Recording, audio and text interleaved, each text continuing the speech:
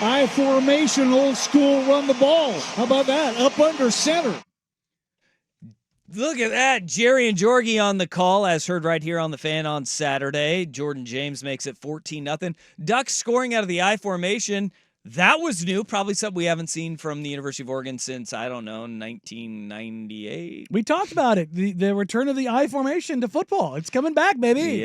Yep. And we saw a little bit of it. There were bright spots, but I think what is plaguing a lot of Oregon fans and a lot of the questions around the rest of the world of college football is the University of Idaho keeping that game close and within striking distance, especially late in the game. What a confusing game it was to watch and really be a part of is being on the sidelines for that game. You were sitting there going, all right, when is the dam going to break? When are they going to keep leaning on Idaho? And you got to give Idaho, first of all, a ton of credit for not flinching, not backing down, just playing their asses off the entire game. I mean, for 60 minutes, they didn't flinch one time. But you also go, the University of Oregon, from a talent standpoint, from a historical standpoint, from the preseason expectations, from the internal expectations and the external expectations of the program, 24-14 left a lot of people with a bitter taste in their mouth following that game. I mean, there's no ands, ifs, or buts about it. As I was watching that game, a couple things stood out. One, Dylan Gabriel is kind of a reincarnation of Bo Nix in the sense of timing, accuracy, ball placement. Yep. Just tick, tick, tick, tick, tick, ball out quick, ball out quick, ball out quick. But I know you can speak to this even more. The offensive line was a problem for the Ducks. Defensively, they look great. The playmaking was all over the place, particularly from Mateo. But looking at that team, even in a win, that's probably the most disappointing win of the week in college football. Yeah, and you go down, and if you were just to look at a stat sheet, Oregon gets 21 more first downs. They go 7 of 16 on third down. Idaho, you hold them to 2 of 12. You more than double them up in total yards, 487 to 217. You hold them to 168 yards passing to your 380. You win the turnover battle. You double them up in rushing yards, and you win the time of possession by nearly 20 minutes of time of possession. You sit there and you go, yeah, Oregon probably ran away with that game. And that just wasn't the case because of the self-inflicted wounds, right? It was, you would put a drive together, right? And you get 2 illegal formations on your right tackle, who's a preseason All-American, and Johnny Cornelius, because his head is not breaking the plane of the guard's hip, right? Which is what officials look for. He is too far back twice. You have a fumble where, Dan Lanning it was either halftime or the post-game interview. He told me, we had a protection issue where, the running back blocks the defensive end into your quarterback, causing the sack fumble. A lot of folks said that's on a Johnny Cornelius. Again, we don't know what the protections, the slides, and all that, but initially that was the diagnosis from the head coach during the halftime. I think it was during the halftime interview. He said that there were miscues abound. And look, there is an element of, I think that from the outside, we may have undervalued the importance of losing the Remington Award-winning center in Jackson Powers Johnson and a first-round pick that will start week 1 in the NFL in Bo Nix on what they do pre-snap. Sure. And getting you to that point of they have seen everything, they know everything, the checks pre-snap, and getting you into that right spot. But, again, there's also plenty of room and time to grow, right? Yeah, I mean, you're talking about the stuff to grow with. Obviously, the offensive line, the changeover, the injuries, it's a real thing. 8 penalties is a real thing. Penalties, it wasn't just the penalties, it was when they happened. Yeah, drive-killing monsters. And the other one is inability, and it kind of goes with the penalties, to keep things going on third downs. They racked up 16 third downs. Mm-hmm. That's a crap ton. Yeah, well, you convert half of them. Yeah, but I mean, like, but getting to third down that many times is interesting. You don't typically see a number that high. Well, and that was in part to Idaho's game plan, right? Everybody was saying, why aren't you taking more shots? Why aren't you taking more shots? And initially after the game, I was going, well, look at what they did. They brought pressure. They capped the defense in the back end with 2 safeties deep. They played off and they rallied to the ball. I have never seen an FCS team tackle as well as Idaho did, because it wasn't just like first guy bringing somebody down. It was, you would break a tackle and somebody else was right there. Their pursuit and their tackling, exceptional. And that led to some of those short throws that Dylan Gabriel took what the defense was giving him. And you said it, like that reincarnation of Bo Nix, right? Everybody's saying Bo Nix was a check down Charlie. Bo Nix is a check down Charlie.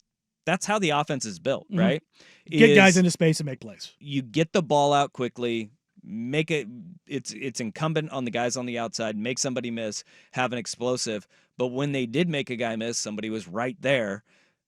Credit to Idaho on that. And also, why aren't you taking more shots? Dan Lanning talked about that yesterday. Yeah, I'd say none of it was really him not making the right read. I think we took a shot early in the game down the field, and then they stopped playing that coverage that gave us the opportunity to take that shot. We called a lot of shot plays. They played over the top, so I think Dylan made the smart decision with where he took the ball, where he got to the ball. And you don't go 41 to 50 passing if that's not the case. So he did a really good job of making decisions on where he could actually go with the ball, given the opportunity. They just eliminated some of those opportunities to take those shots. I think more of your explosives are going to come whenever you do catch the ball in space.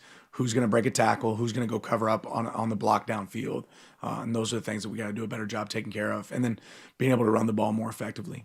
And that was a big one. And I think that goes to looking at the offensive line and the offensive line play. This is kind of where Oregon has built their identity, is in the trenches on the offensive side of the football. And there were, you look at and this is not an excuse to not being able to run the football against Idaho, right? But you look at where some of the stalling out happened, and this goes back to how good Jackson Powers Johnson was at getting you in the right spot, making sure everybody's on the same page, and making sure that you are moving down the field and getting a good push. Is, I think, in an ideal world, Matthew Bedford, who Dan Lanning updated the status on Gary Bryant Jr., the wide receiver, and Matthew Bedford, the Indiana transfer right guard, both of those guys are trending towards playing against Boise State this week, according to Lanning yesterday. But you look at Bedford would be at right guard. Pancho, who started at center in the Fiesta Bowl, Pancho Laulu, would be at center. Marcus Harper is at left guard, right? Dave Iuli, who's another interior offensive lineman that is down with injury right now, and trending in the right direction to a return. Also, a guy that you would anticipate to be in the lineup. In the way that guys got banged up, and again, this is like, you should still be able to run the football against Idaho, right? Yeah, even if you take out Dylan Gabriel sack yards, the minus 23, yeah, Oregon's still under 4 yards a carry against Idaho. Yeah. That's not okay. Yeah, and look, a lot of it too, I mean, how many times did we see Jackson Eck, the coach's kid playing linebacker, ankle picking, right? Getting the ankles. A lot of trip ups and knockdowns, yeah. Holy smokes, like, so many of those small ones that you're just like, oh, he's so close to popping that big run. There's one, Jordan James has a green grass in front of him, gets tripped up by the old carpet shark. The old turf monster comes up and gets him. You had another one where it looked like Jordan James had one guy to beat. He goes to plant and cut, and he cramps up and just crumbles to the ground. You're going, those are the little things where it was a Murphy's Law game. Yeah. If it could go wrong, it did go wrong offensively. And you go, all right, you got to just kind of throw this one aside. It reminded me, and people didn't feel nearly as rattled by it, it felt a lot like the Texas Tech game last year. Yeah. because Oregon goes down to Lubbock. It was 95 degrees. Tortillas being thrown. Weltering hot. And people came out of that game questioning Oregon's offensive line. Mhm. Are they really that good? You felt better about it because it was a Big 12 opponent that is really damn good at home. And you have a lot of the same questions. You're going, this is an FCS opponent from the Big Sky. That's the difference. Is Tyler Shuck is at Louisville now. Yeah. Absolutely. Did you see him? But, I mean, it was the defense was no concern. No. Defensively, they look fine. I mean, a Idaho third of Idaho's yards came on 2 plays. Yeah. A trick play and on that screen that they set up where, boy, you just got to make sure eye discipline, play your keys. Those things happen. But that's what an FCS school will do is they're going to throw the kitchen sink at you, and they did. The thing about this game isn't necessarily the scoreboard. This, for the first time, was a team that had expectations that were through the roof and was playing like a team that had earned something, has not earned anything yet. Dancing on the sidelines to shout in a game you have not put away against an FCS opponent.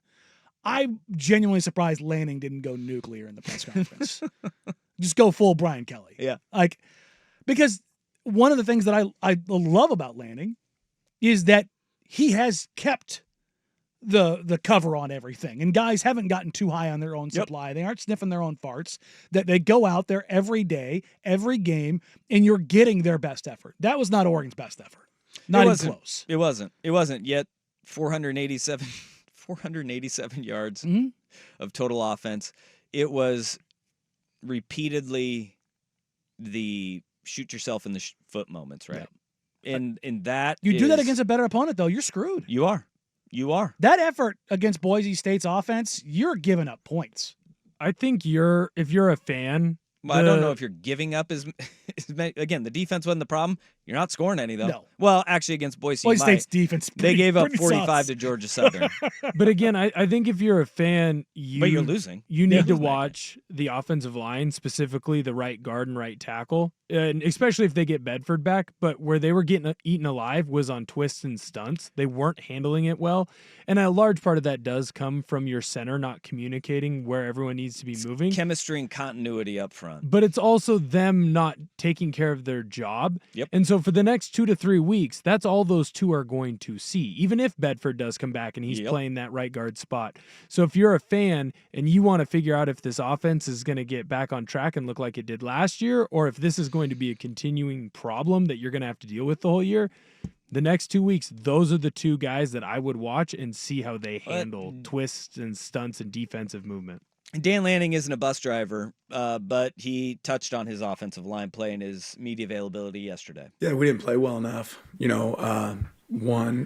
were some, miscommunications that we had to clean up, but certainly room for improvement. But they know that they didn't play to the standard that we want, and we can be better there.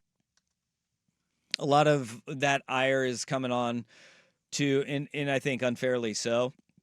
We just talked about Bedford and Iuli, where they are going to be at. Charlie Pickard, and a lot of people questioning that entire right side of the offensive line that went from the center, Charlie Pickard, to Pancho Laulu, and then Ajani Cornelius. Dan Lanning talked about and addressed that right side of the O-line. His communication was pretty good, but just like everybody on our team, some good, some bad, some things to improve. Once we have more people available, I think there is always opportunities to look and see what that lineup looks like. I think there's, regardless of if Matt's available or not, I think that's something you always have to try to create at every position, that competition that makes you better and having more guys that can play winning football.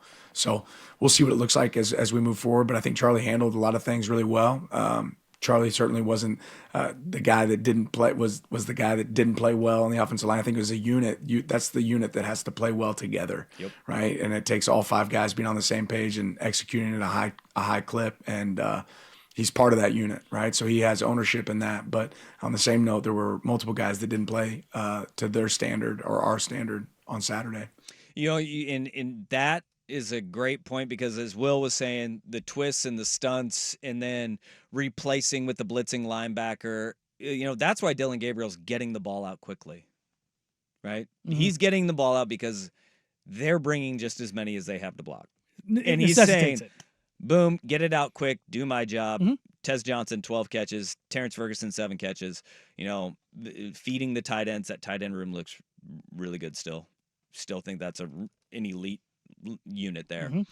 But when you have a center who is going through it, first start, and they are throwing the kitchen sink at him with all of those twists and stunts, and then you have the fact that Oregon went on a hard count, I think only twice in the game, and they got Idaho to jump both times. Namely, the one that people remember is the 4th down and 7.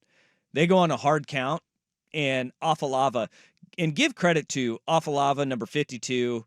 You had Jakari Larman, number 5 in the middle, number 1 on the edge, number 96, Zach Krotzer. Those guys, they timed up the snap count, and they were on it, man. And Oregon went on a hard count, I think only twice, got him to jump both times.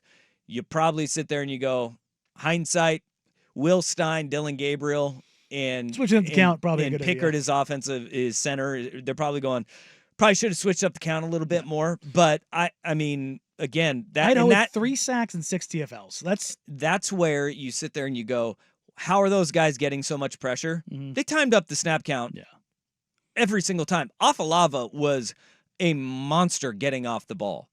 And so you go, all right, how do you clean that up? Where do you go from week 1 to week 2? Because everybody in the world now is watching what Idaho did and saying, yeah, we'll throw every stunt and twist that we possibly can at you.